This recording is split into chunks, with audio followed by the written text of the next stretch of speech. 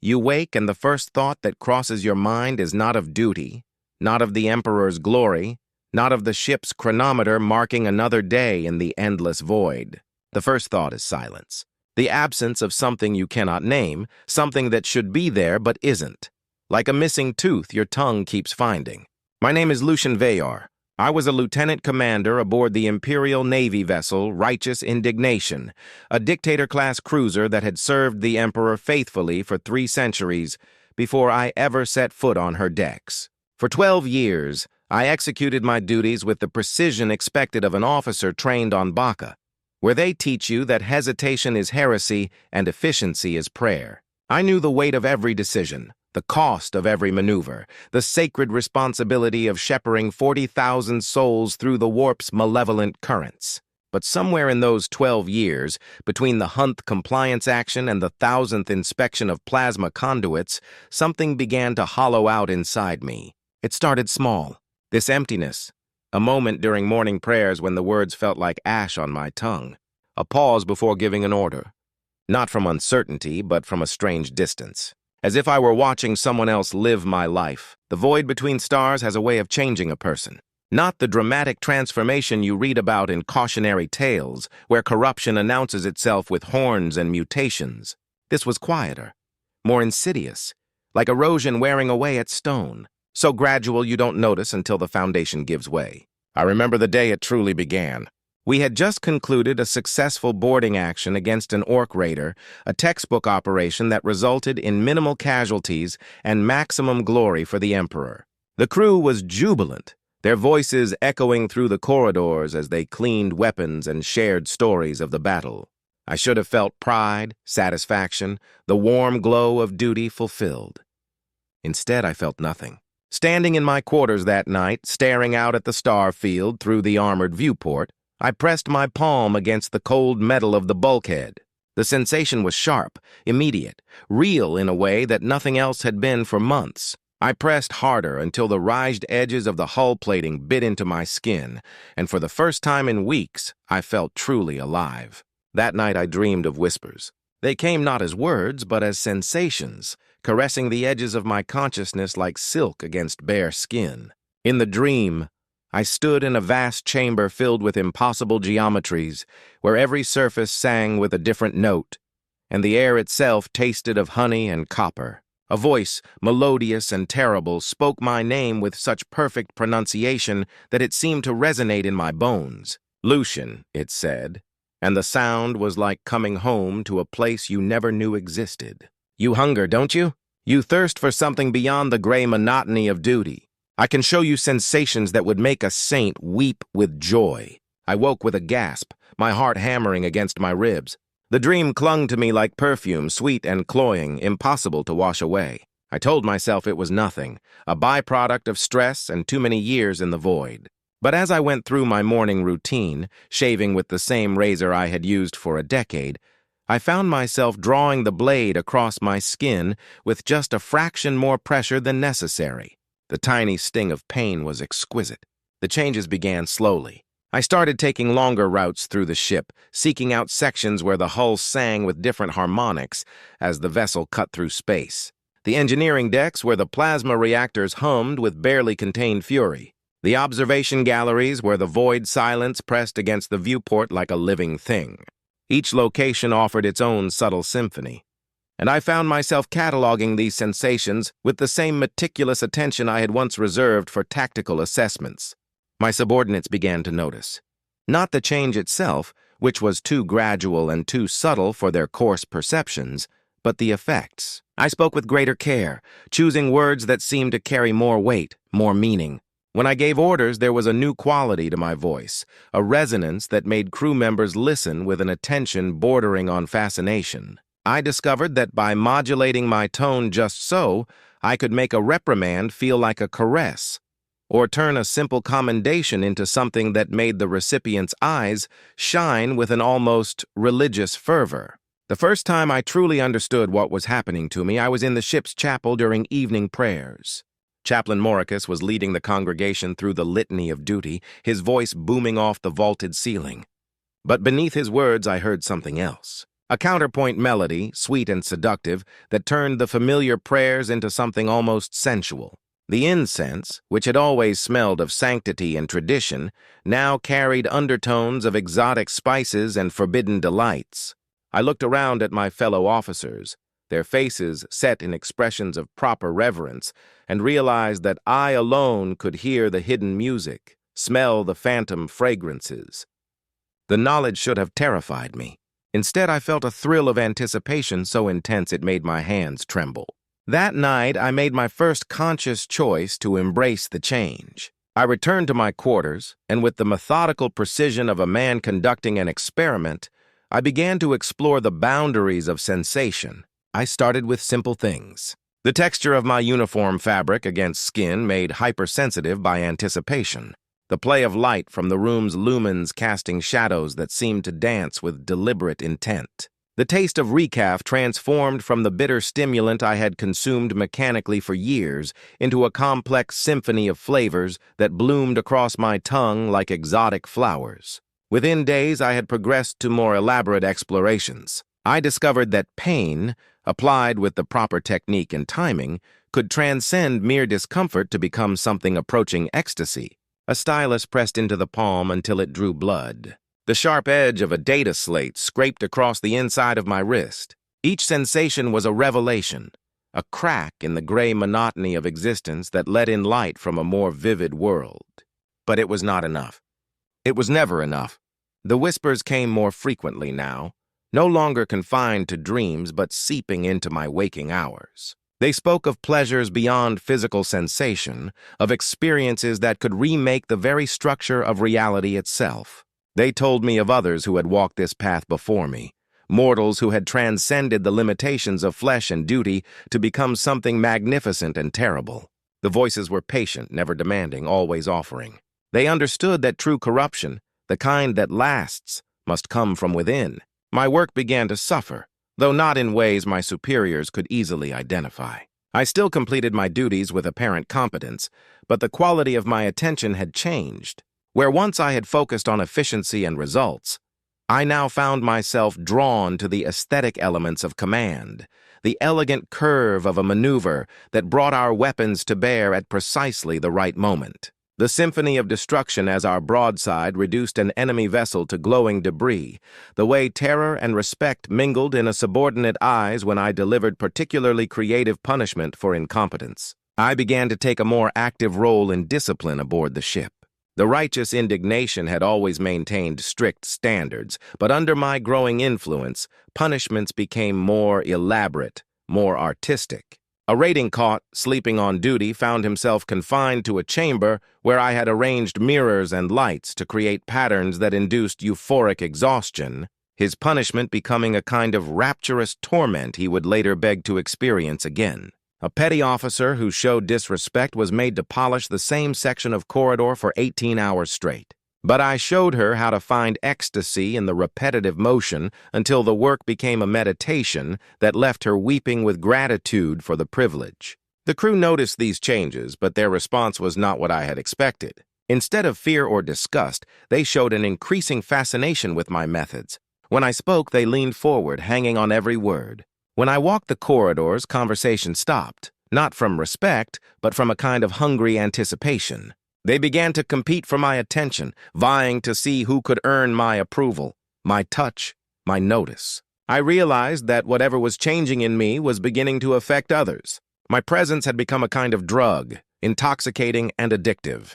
The knowledge filled me with a dark joy that I could barely contain. The breakthrough came during a routine inspection of the ship's Vox array. I was alone in the communication chamber, surrounded by banks of equipment that hummed with barely audible frequencies. As I ran the standard diagnostic procedures, I began to notice that the static between channels contained patterns, structures that resembled music more than random noise. I adjusted the equipment, fine-tuning the receivers to isolate these phantom signals. What I heard changed everything. It was a symphony of sensation, a composition that existed in the spaces between reality and dream. Every note seemed to resonate not just in my ears, but throughout my entire body, awakening nerve endings I had never known existed. The music spoke of possibilities beyond mortal comprehension, of pleasures that could drive a person mad with their intensity, of a realm where every desire could be fulfilled and exceeded. I listened for hours, my body rigid with concentration, my mind expanding to accommodate new concepts of beauty and horror. When I finally shut down the equipment, the ordinary world seemed gray and lifeless by comparison. Colors looked washed out. Sounds fell flat. Even the air itself felt thin and unsatisfying. That was the night I first heard her voice clearly, not as a whisper or suggestion, but as a direct communication from something vast and terrible and beautiful beyond human understanding. "My dear Lucian," she said, and her voice was like honey poured over broken glass, sweet and dangerous. "You have progressed so far, so quickly, but this is only the beginning. There are depths of experience waiting for you that would make your current revelations seem like the fumbling of a child. All I ask is that you trust me. Let me guide you to sensations beyond the limitations of mortal flesh." I should have resisted. Every piece of training I had received, every oath I had sworn, every prayer I had memorized, screamed at me to reject this voice, to call for the chaplain, to submit myself for purification. Instead, I knelt in the darkness of the Vox chamber and whispered my acceptance. The transformation accelerated from that moment. My senses sharpened to supernatural levels, allowing me to perceive layers of reality that had been invisible before. I could taste emotions in the air around me, see the flow of desire and fear through the ship's corridors like visible currents. The crew's fascination with me deepened into something approaching worship, though they remained unaware of the change in themselves. I began to experiment with this newfound influence, learning to shape the emotional atmosphere around me like a sculptor working clay. A word here, a gesture there, the precise application of eye contact or touch, and I could transform anger into adoration, fear into fascination, duty into desperate need. The ship's discipline remained intact, but it had taken on a new character. Orders were followed not from obligation, but from a kind of ecstatic devotion. The first time I killed for pleasure, it was during a boarding action against a heretic raider. We had breached their hull and were fighting room to room through their vessel's twisting corridors. I cornered one of their warriors in a storage compartment, a scarred woman with madness in her eyes and obscene symbols carved into her flesh. She should have died quickly, efficiently, according to the Tactica Imperialis. Instead, I found myself studying the precise architecture of her fear, the way terror resculpted her features into something almost artistic. I prolonged her death across 17 minutes, each cut calculated to provide maximum sensation while extending the experience.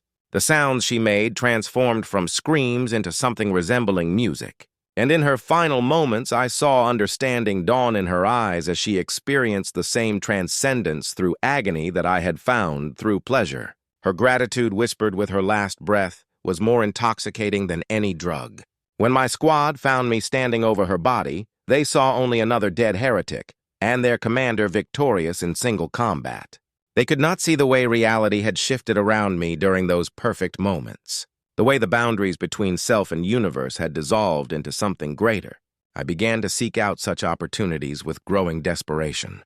The memory of that perfect experience haunting every mundane moment that followed. Normal sensation had become insufficient, requiring ever greater extremes to achieve the same heights of transcendence. I volunteered for boarding actions, personal combat missions, any situation that might provide new territories of experience to explore. But each kill taught me diminishing returns. What had once sent me into raptures now felt merely pleasant. I needed more, always more, an endless escalation that promised fulfillment but delivered only deeper hunger. My quarters became a laboratory for these explorations, but also a shrine to my own transformation. I arranged mirrors to capture my changing features from every angle. Mesmerized by the subtle perfection creeping into my bone structure, I collected artifacts from our victories. Each one chosen not just for beauty, but for its ability to provide new forms of stimulation. A ceremonial blade that sang different notes based on how deeply it cut flesh. A silk banner that felt like liquid fire against bare skin and left patterns of sensation that lasted for hours. Every surface in my quarters reflected back images of increasing beauty, feeding a vanity that grew more consuming with each glance. The dreams came nightly now, vivid beyond any normal sleep vision. I walked through palaces of impossible architecture, where every surface was warm to the touch and the very air pulsed with sexual energy. I attended concerts where the music was so beautiful it could kill the unprepared, where notes hung in the air like physical objects that could be grasped and consumed. I dined on foods that exploded with flavors no mortal tongue was meant to experience, each bite a small death and rebirth. In these dreams, she came to me more frequently, no longer content to remain a voice, but manifesting in forms that changed with each encounter. Sometimes she appeared as a woman of supernatural beauty, her skin pale as starlight, her eyes holding depths that contained entire universes. Other times, she was something more abstract, a pattern of sensation and desire that existed beyond physical form, but could touch the mind directly. You understand now? She told me during one particularly vivid encounter, "The Emperor promises you salvation through suffering, through the denial of self, through the gray monotony of duty. But what has that brought you? What joy have you found in his service? I offer something infinitely more valuable. The complete realization of every potential within you. Pain and pleasure, creation and destruction, all boundaries dissolved in perfect experience." I wanted to argue, to defend the oaths I had sworn and the life I had lived, but the words would not come. How could I deny the truth of what she offered when I had tasted even the smallest portion of it and found it more nourishing than decades of faith? The corruption was no longer limited to dreams and private moments. It began to manifest in my daily interactions, subtle at first, but growing bolder as my confidence increased. During briefings, I would speak with a cadence that made tactical discussions sound like poetry, my voice weaving patterns that made strategic decisions feel inevitable rather than chosen. Officers found themselves agreeing with proposals they would normally question, their rational objections dissolving in the face of my inexplicably compelling arguments. I discovered that I could induce minor hallucinations in others, with nothing more than the proper combination of words and gestures. A rating would see flowers blooming in the corridors, beautiful and impossible growths that existed only in his perception, but felt more real than the metal bulkheads around him. A tech priest would hear musical harmonies in the machine spirit's hymns, driving her to new heights of devotional fervor as she sought to recreate these phantom melodies in her work. These manifestations were always subtle, always deniable. Anyone experiencing them could dismiss the visions as fatigue, stress, the natural consequence of too much time in the void. But I knew the truth.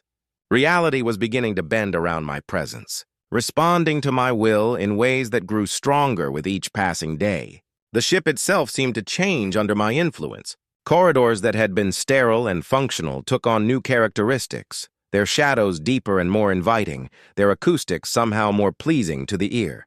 The chapel's incense began to carry new fragrances that made worship feel less like duty and more like celebration. Even the food synthesizers produced meals with flavors more complex and satisfying than their programming should have allowed. My fellow officers began to compete for my attention in ways they could not quite articulate. They would linger after briefings, hoping I might speak to them privately. They started adopting small changes in their appearance and behavior, unconsciously mimicking aspects of my own transformed presence. Lieutenant Saxus began wearing her hair in a style that framed her face more attractively. Commander Thaddeus started choosing words with greater care, seeking the kind of verbal elegance he had observed in my speech. They were being corrupted by proximity to me, though none of them understood what was happening. The realization filled me with a mixture of guilt and exhilaration. Guilt because I was betraying every principle of loyalty and duty I had once held sacred. Exhilaration because the power to reshape reality itself was intoxicating beyond any pleasure I had previously imagined. The point of no return came during our encounter with the Chaos cult that had taken root on Hiveworld Malthus. We had been tasked with providing orbital support for the Imperial Guard forces conducting purification operations on the planet's surface. It should have been a routine action, the kind of compliance mission I had executed dozens of times before. But as we took position in the planet's orbit, I felt something calling to me from the surface. Not a voice this time, but a resonance, a harmonic frequency that seemed to match something deep within my altered soul. Against all protocols, I requested permission to lead a reconnaissance mission to investigate reports of cult activity in the Hive's upper spires. Captain Alexandros granted my request, though I could see confusion in his eyes. The mission was well within the capabilities of our junior officers, hardly requiring the personal attention of a lieutenant commander. But my words carried weight beyond their mere meaning now, and his objections dissolved before he could fully form them. I took a small team of hand-picked soldiers, men and women, who had shown the greatest susceptibility to my influence over the preceding months. We descended to the planet's surface in a Valkyrie gunship, passing through layers of toxic atmosphere that turned the sky the color of old blood. The hive city of Malthus Prime was a monument to industrial decay, its towering spires reaching toward the poisoned sky like the fingers of a drowning giant. Our target was Spire Luxuria, one of the Hive's noble quarters that had reportedly fallen to cult influence. As we approached the structure, I could feel the presence I had sensed from orbit growing stronger, pulling at something in my chest like a physical tether. We breached the spire's defenses and began our ascent through levels of increasingly bizarre architecture. The cult had been busy transforming what had once been noble residences into something that resembled the palaces from my dreams. Walls had been carved with flowing organic patterns that seemed to move when viewed peripherally. The air was heavy with incense that carried overtones of desire and madness. My squad moved through these transformed spaces with growing unease, but they followed my orders without question.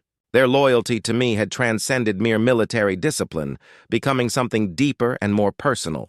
They would have walked into hell itself if I had commanded it. And perhaps that was exactly what I was asking them to do. We found the cult's inner sanctum in what had once been a ballroom. The space had been transformed into a temple dedicated to sensory excess, its walls lined with mirrors that reflected not your image but your most secret desires. The floor was covered in cushions and silks of colors that should not exist, fabrics that seemed to glow with inner light. At the center of it all stood an altar carved from a single piece of obsidian, its surface polished to mirror brightness. The cultists were waiting for us, but not as enemies. They knelt in positions of worship, their faces turned toward me with expressions of desperate hunger. Their leader, a woman whose beauty had been enhanced beyond human norms, approached with hands extended in welcome. "We have been expecting you, Lucian Vayner," she said, and her voice carried harmonics that made my altered senses sing with recognition. "She has been preparing us for your arrival. We are ready to serve, ready to learn, ready to transcend the limitations of mortal flesh." "I should have ordered my squad to open fire." These were heretics, enemies of the Emperor, traitors to humanity itself. Every aspect of my training demanded their immediate execution. Instead, I found myself walking toward the altar, drawn by forces that had grown too strong to resist.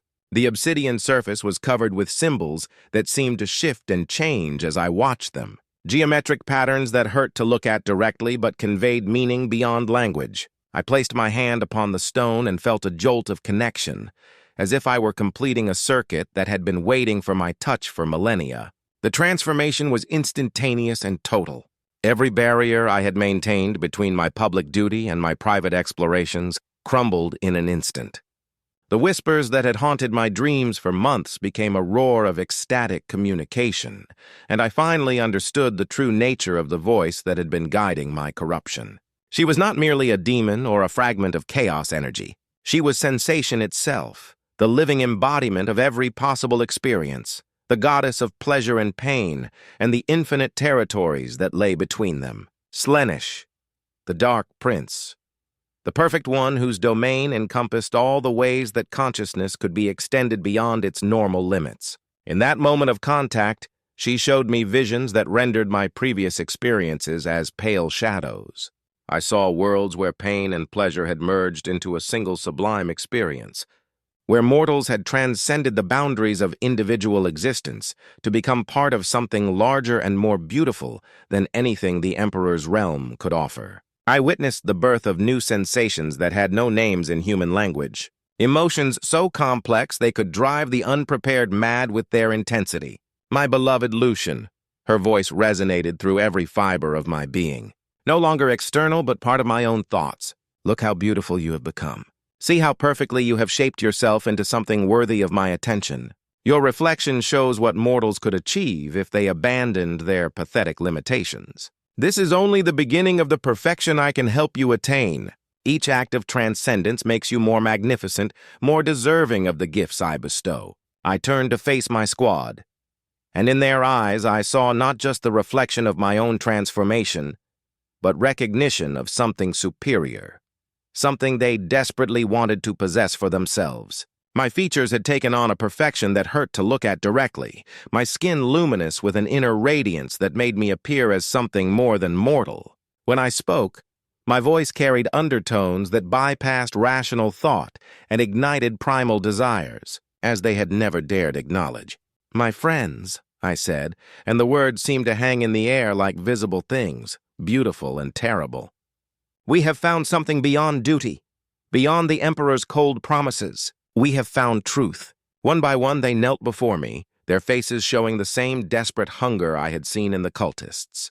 The corruption was spreading, passing from me to them like a contagious ecstasy that transformed everything it touched. I could see the change happening in real time as their features sharpened.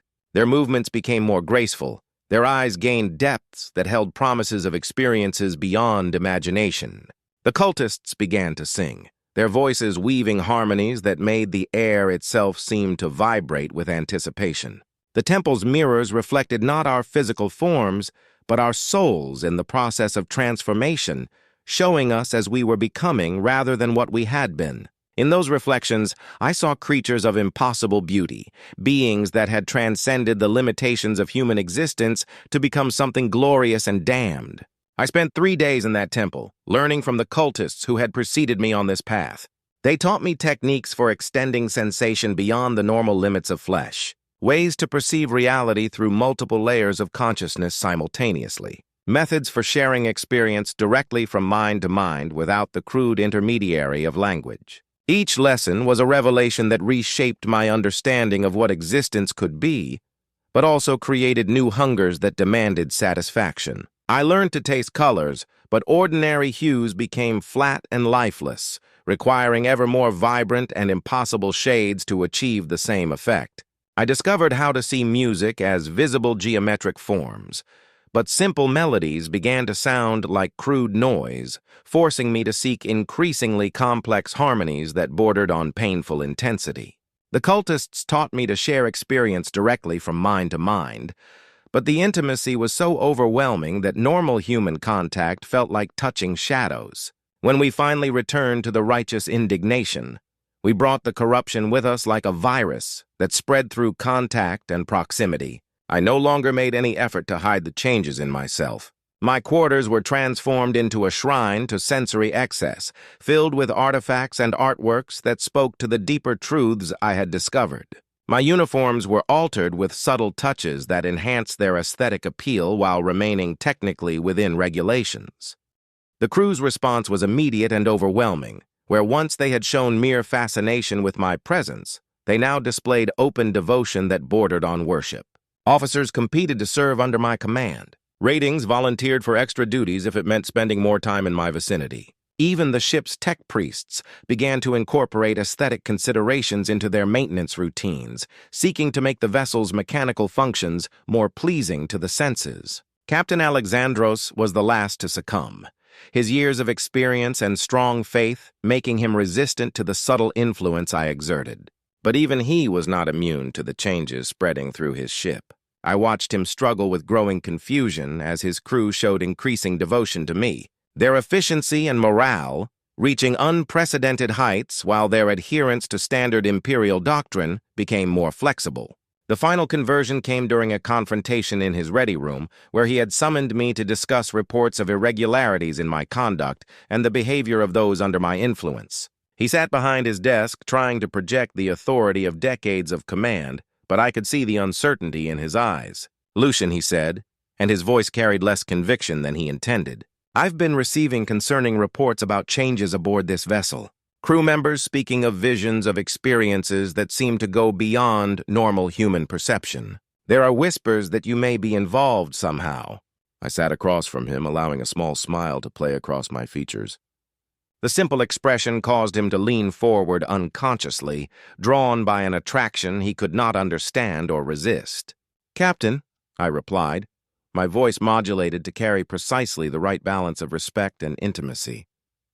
"Have our mission performance ratings declined? Has discipline broken down? Are the crew anything less than completely devoted to their duties?" He frowned, consulting the data slate in front of him. "No, quite the opposite. Performance has been exceptional across all departments, but exceptional in ways that seem unnatural, as if the crew has found new sources of motivation beyond simple duty to the Emperor. Is that not to be celebrated?" I leaned back in my chair, the movement causing the light to catch the subtle modifications I had made to my uniform's decoration. Surely the Emperor is pleased when his servants find joy in their service, when they exceed all expectations through sheer dedication. The captain's eyes were drawn to those decorative elements following the flowing patterns I had incorporated into the standard imperial aquila. As he stared, I could see his breathing deepen, his pupils dilate with the first stirrings of the same hunger that had claimed the rest of the crew. "Ah, yes, of course, the Emperor desires devoted service from his children," he said, but his voice had lost its earlier authority. "It's just that some of the reports' ratings speak of seeing impossible beauty in the ship's corridors, of hearing music in the machine spirit's hymns. These sound like symptoms of what, Captain?" I let my voice drop to a whisper that somehow carried more clearly than his previous shouting. "Of a crew that has discovered the true glory of service, of soldiers who fight with passion rather than mere obligation, of servants who see the divine presence in all things rather than just during formal prayers." Each word I spoke seemed to resonate in the air between us, and I could see his resistance crumbling like walls built of sand. His hand moved unconsciously toward his throat, fingers tracing the collar of his uniform as if it had suddenly become restrictive. "The things they describe," he said, and now his voice carried a note of desperate curiosity rather than authoritative concern. "The visions, the sensations they claim to experience. Is it possible that they're actually perceiving something real, something that the rest of us are too limited to see?" I stood and walked around his desk, moving with the fluid grace that had become natural to me. As I approached, I could see him struggling with the urge to flee and an equally powerful desire to remain in my presence. "Captain Alexandros," I said, placing my hand gently on his shoulder. The contact sent visible shivers through his entire body. "What if I told you that everything they describe is true? That there are levels of reality beyond the crude materialism taught by the Mechanicus? Dimensions of experience that make our current existence seem like a gray shadow of what life could be." His eyes widened, and I could see the exact moment when his rational mind gave way to the deeper hunger that exists in every human soul. The transformation was visible, his features sharpening, his movements becoming more graceful, his voice taking on new harmonics when he spoke. "Show me," he whispered. And in those two words, I heard the same desperate need that had driven my own corruption months before. The ship's conversion accelerated from that point, but it was not merely change, but competition. With the captain openly under my influence, crew members began vying to demonstrate their own transcendence, each trying to outdo the others in displays of enhanced perception and aesthetic achievement. Rituals of worship were modified to incorporate elements that pushed the boundaries of sensation further each time, creating an escalating cycle where yesterday's revelation became today's baseline requirement. The vessel's routines transformed into ceremonies of ever-increasing complexity, where the arrangement of weapons became choreographed art and combat preparations required levels of perfection that drove participants to ecstatic exhaustion. We began to attract attention from other Imperial vessels, their communications growing increasingly urgent as they observed our irregular behavior patterns. Our responses to standard protocols carried undertones that confused and fascinated other crews, spreading the corruption beyond the boundaries of our own ship. Several junior officers from visiting vessels requested transfers to serve under my command, claiming they had experienced revelations during brief communications with our crew. The Adeptus Mechanicus Tech priests assigned to our vessel underwent their own unique transformation. Their binary K began incorporating harmonic elements that created music within the sacred language of machines. Their servo skulls were modified with aesthetic enhancements that had no functional purpose, but created pleasing visual patterns as they moved through the ship's corridors. Even their mechanical implants took on more elegant forms, blending flesh and steel in ways that transcended mere utility. But it was during our encounter with the Word-bearer's Chaos Marines that I truly understood the magnitude of what I had become. We had been tracking their vessel, the Crimson Apostle, through the Morian sector when they suddenly dropped out of warp directly in front of our formation. Instead of the immediate combat I expected, their leader, a Chaos Lord whose name was Kel thus the Enlightened, requested direct communication. His image appeared on our main viewer, a figure whose mutations spoke of centuries of devotion to the dark gods. But when he looked at me, I saw something I had not expected: recognition and perhaps even respect. "Lucian Vaynor," he said, his voice carrying the weight of authority earned through millennia of service to chaos. "Your reputation precedes you. The Prince of Pleasure speaks highly of her newest champion." The acknowledgement sent waves of ecstasy through my transformed consciousness. To be recognized by one of the ancient warriors of the Long War, to be called champion by servants of the dark gods themselves, was validation beyond anything I had dared hope for. "Lord Kel, thus," I replied, my voice carrying harmonics that made even his ancient corrupted soul take notice. "I am honored by your recognition, though I fear I have only begun to explore the gifts she has granted me." The Chaos Lord's scarred features arranged themselves into what might have been a smile. "Indeed, but what you have accomplished in so short a time speaks to remarkable potential. Tell me, would you be interested in joining our forces for an upcoming operation? There is a world in this sector whose population has proven resistant to enlightenment. Your particular talents might help us show them the beauty they have been denying themselves."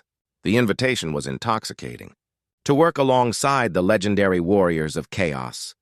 To help bring entire worlds to the understanding I had discovered.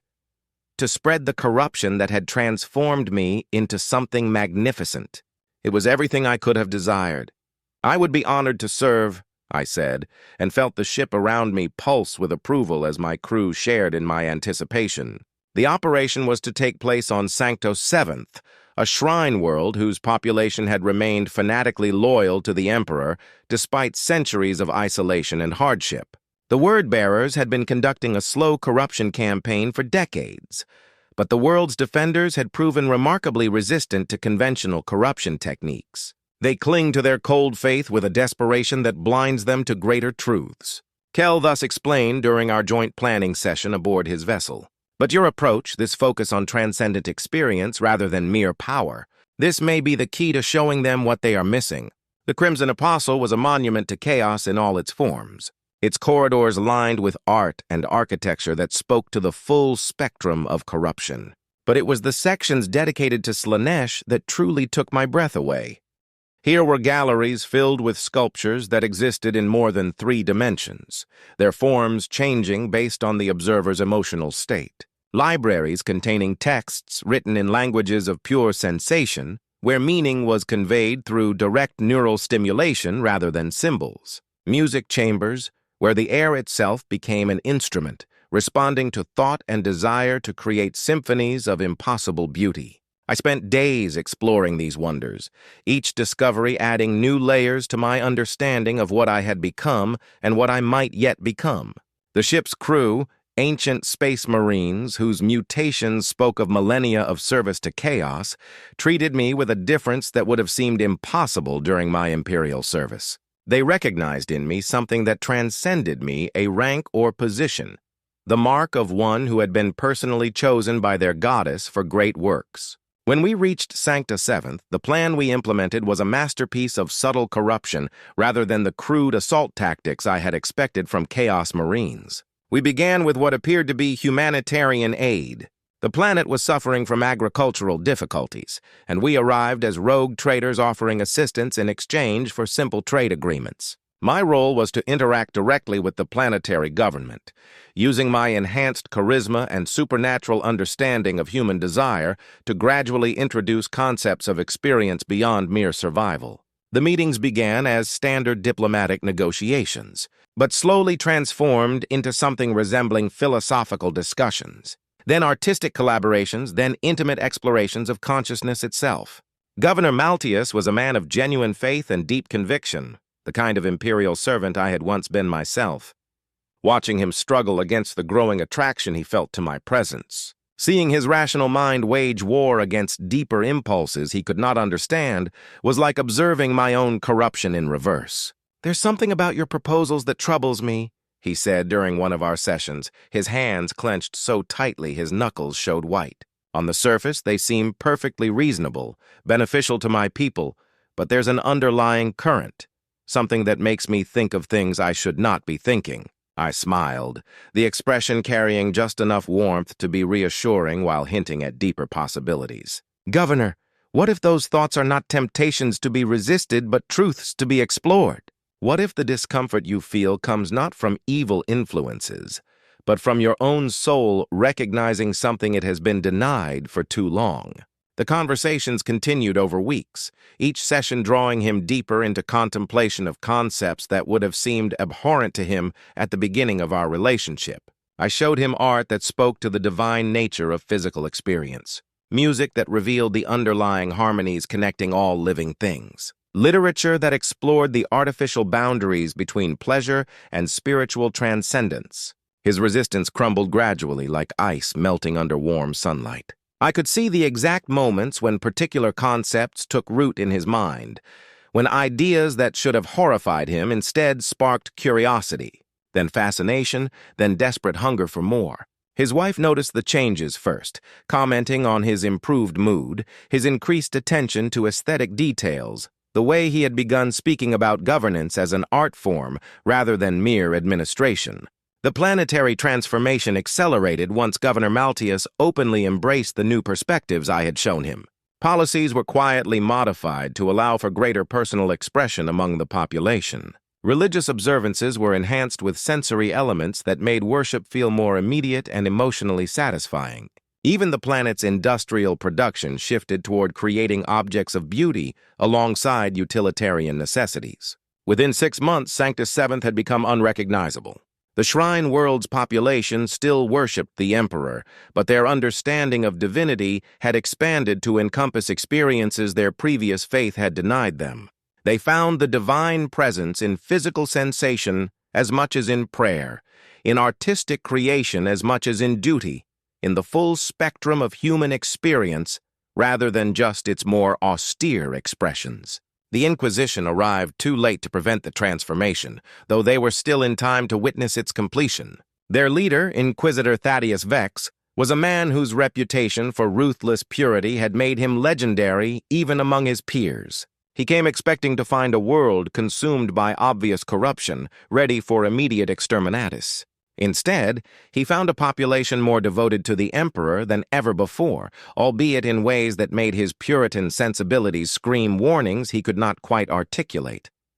I met him in the governor's palace, in a reception hall that had been transformed into something resembling a cathedral of sensation. The walls were lined with tapestries that seemed to move with their own internal life, their patterns shifting to reflect the emotional state of observers. The floor was inlaid with mosaics of precious stones that created musical tones when walked upon, turning every movement into part of an ongoing composition. Incense burners filled the air with fragrances that enhanced perception rather than merely providing pleasant scents. Inquisitor Vex stood in the center of this transformed space, his power armor a stark contrast to the flowing aesthetics around him.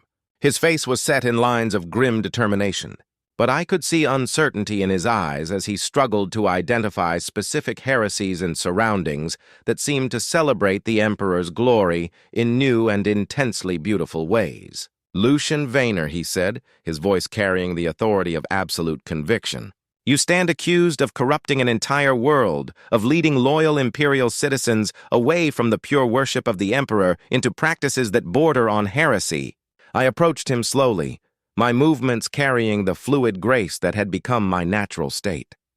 As I drew closer, I could see him fighting the urge to step backward, his trained instincts warning him of danger even as his conscious mind struggled to identify its source. "Inquisitor," I replied, my voice pitched to carry perfect respect while hinting at deeper harmonies that made his augment hearing systems register frequency patterns they were not designed to process. I see no heresy here, only a population that has discovered new depths in their devotion to the Emperor's glory. Look around you.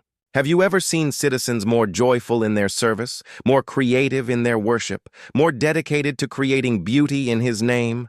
His gaze swept the chamber, taking in the artistic modifications, the subtle enhancements to standard imperial iconography, the way the very architecture seemed to pulse with life and energy. When he looked back at me, confusion weared with suspicion in his expression. The reports I received spoke of visions, of experiences beyond normal human perception, of practices that, he paused, seemingly unable to complete the accusation. There is something wrong here, even if I cannot precisely identify what it is. I smiled, the expression carrying just enough warmth to seem welcoming while hinting at knowledge beyond his comprehension. What if what you sense is not wrongness but rightness? What if the discomfort you feel comes from recognizing truths your training has taught you to fear? The Emperor created humanity with the capacity for joy, for beauty, for experiences that transcend mere survival. Are we not honoring him by exploring the full range of what he made possible? The Inquisitor's hand moved unconsciously toward his bolt pistol, but the gesture lacked conviction. Around us, the transformed citizens of Sanctus Seventh continued their daily activities, their faces showing contentment and purpose that would have been impossible to fake. Children laughed with genuine happiness as they played games that incorporated elements of artistic creation alongside physical activity. Adults worked with an enthusiasm that made productivity soar while finding beauty in tasks that had once been purely functional. "I should execute you where you stand," he said, but his voice carried none of the certainty such a statement should have held. "I should call down orbital bombardment and cleanse this world of whatever contamination you have spread. But you see no suffering here." I finished for him. No oppression, no degradation, no sign that these people are anything other than genuinely happy in ways they never were before. You see the Emperor's light shining more brightly than ever, just through means your training never taught you to recognize. The confrontation continued for hours, the Inquisitor probing for evidence of concrete heresy, while I demonstrated the subtle beauty of what we had achieved. I showed him citizens whose artistic creations praised the Emperor with unprecedented passion, workers whose enhanced appreciation for sensory experience made them more effective in their duties, soldiers whose understanding of combat as an art form had elevated their skills to near superhuman levels. With each example, I could see his certainty eroding. The evidence of his senses contradicted everything he had been taught about corruption and heresy. These people were not suffering or degraded. They were not rebelling against imperial authority or abandoning their faith. They had simply discovered new ways to celebrate truths they had always believed. The final moment came when Governor Maltius himself arrived, bringing with him a delegation of the planet's most respected citizens. They spoke of their love for the Emperor with an intensity that shone from their faces like physical light. Their words carried such conviction, such joy, such genuine spiritual passion that even the Inquisitor's hardened heart could not deny their sincerity. "Inquisitor Vex," Governor Maltius said, his voice carrying harmonics that spoke to the divine inspiration behind his words. "We have never been more loyal to the Emperor than we are now. We have never served his will with greater dedication or found greater purpose in his service. If this is heresy, then heresy has led us closer to the Golden Throne than orthodoxy ever could." I watched the Inquisitor's face as he processed these words, seeing the exact moment when his certainty finally crumbled. How could he condemn a world that showed every sign of being more faithful, more productive, more genuinely happy than it had ever been? How could he execute citizens whose only crime was finding new depths in their devotion to the Emperor's glory? "I will be watching," he said finally, his voice carrying the weight of defeat disguised as warning. "Any sign of actual corruption, any evidence that this enhancement has led to genuine heresy, and I will return with the full force of the Inquisition behind me." But we both knew he would not return. What we had accomplished on Sanctus 7 was too beautiful, too obviously beneficial, too genuinely successful to be easily condemned. Other Inquisitors might come. Other investigators might probe our methods, but they would find the same thing he had found. A population more devoted to the Emperor than ever before, just in ways that transcended traditional understanding. After his departure, I stood in the palace's highest tower, looking out over a world transformed. The cities below sparkled with new beauty, their architecture enhanced with aesthetic elements that made simply living there a source of daily joy. The people moved through their routines with grace and purpose that spoke to their enhanced understanding of what existence could offer. Even the planet's agricultural regions showed signs of the change, with food production organized into patterns that created art visible from orbit while increasing yields beyond previous records. This was what Slaanesh truly offered, I realized. Not the crude degradation depicted in imperial propaganda, but the elevation of experience to levels that made ordinary existence seem gray and lifeless by comparison. The ability to find transcendent meaning in every sensation, every interaction, every moment of consciousness. The transformation of life itself into a work of art that honored the full potential of created beings. I had become something beyond human. But in becoming less than what the Emperor intended, I had become more than I had ever dreamed possible. My consciousness had expanded to encompass layers of reality invisible to ordinary perception. My understanding of beauty, pleasure, sensation, and meaning had evolved beyond the crude limitations of my original programming. The whispers that had begun my corruption were no longer whispers. They had become a constant dialogue with forces that existed beyond the material universe. Conversations that revealed new possibilities for experience with every exchange. Through Slaanesh's guidance, I had discovered that the boundaries between self and universe were artificial constructs that could be transcended by those willing to abandon the false security of limitation. Standing there in the tower, feeling the transformed world pulse with new life around me, I understood that my journey was far from over. Sanctus Seventh was just the beginning, a proof of concept that would lead to greater works. There were other worlds to enlighten, other populations to guide toward the understanding I had discovered. The corruption I carried was not a disease, but a gift, one that grew stronger with each person it touched. The righteous indignation waited in orbit above, its crew fully transformed into something that transcended their original imperial programming, while remaining technically loyal to the Emperor's service. They would follow me to whatever destinations the Dark Prince revealed, spreading the beautiful corruption to every system we visited. Other vessels would join us, their crews drawn by the obvious superiority of our enhanced existence. In time, we would return to the imperial core worlds themselves, bringing enlightenment to populations that had never dreamed such experiences were possible.